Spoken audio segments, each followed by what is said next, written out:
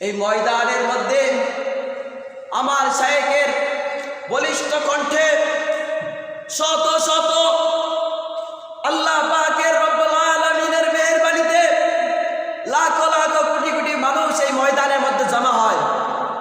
এই ময়দান এমন একটি ময়দান যেখানে এসে মানুষ আমার শায়েখের বলিষ্ঠ কণ্ঠে, আমার শায়েখের নেতৃত্বে মানুষ আল্লাহ এবং তার রাসূলের ভালোবাসা নিজের মধ্যে গ্রহণ করে নেয়।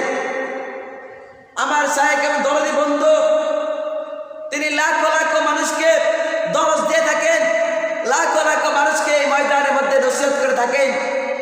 যে ময়দানের মধ্যে হাজারো লক্ষ লক্ষ আশিক আল্লাহ রাব্বুল আলামিনের আশিক পাগলেরা যেখানে এসে আল্লাহ নামের জিকির করে গোটা ময়দান কম্পিত হয়ে যায়।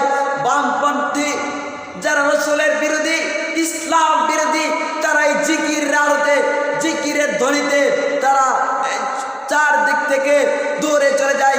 এই জিকির আল্লাহর ভয়ের অন্তর কম্পিত হয়ে যায়। এই ময়দান এমন একটি ময়দান যার মধ্যে আল্লাহ পাক রব্বুল আলামিনের ওলিদের ছোঁয়া। এই ময়দান এমন একটি ময়দান যেখানে এসে লক্ষ লক্ষ মানুষ হেদায়েতের আলো নিয়ে আমার দরদি বন্ধু আমার শায়েখের হাতে বায়াত মুরিদ হয়ে লা ইলাহা ইল্লাল্লাহর জিকির অন্তরে ধারণ করে আল্লাহ এবং তার রাসূলকে পাওয়ার একটা মাধ্যম নিয়ে যায়।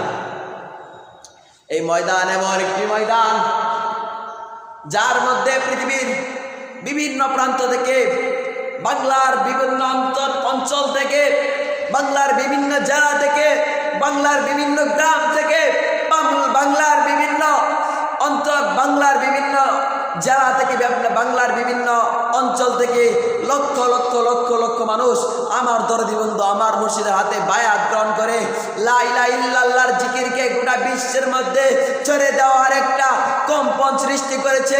আর এই ময়দানের মধ্যে যখন জিকির হয় আশেপাশে যত বামপন্থী ইসলাম বিরোধী তাদের অন্তর কম্পিত হয়ে যায়, তারা ভয়ে সেখান থেকে পালিয়ে যায়।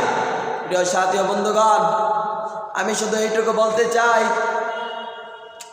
যে বর্তমান জামানার মধ্যে আমার দরদি বন্ধুর বিরোধিতা করে যারা, যেভাবে রাসূলুল্লাহ সাল্লাল্লাহু আলাইহি ওয়াসাল্লামের বিরোধিতা করেছিল, ফেরাউন রাসূলুল্লাহ সাল্লাল্লাহু আলাইহি ওয়াসাল্লাম বিরোধিতা করেছিল, আবু জাহেল, উতবা, সাইবা, তারা যেভাবে ধ্বংস হয়েছে, আমার বিশ্বাস যারা আমার দরদি বন্ধু আমার মুর্শিদকে, আমার মুর্শিদের বিরোধিতা করে তারাও ঠিক সেইভাবে ধ্বংস হবে।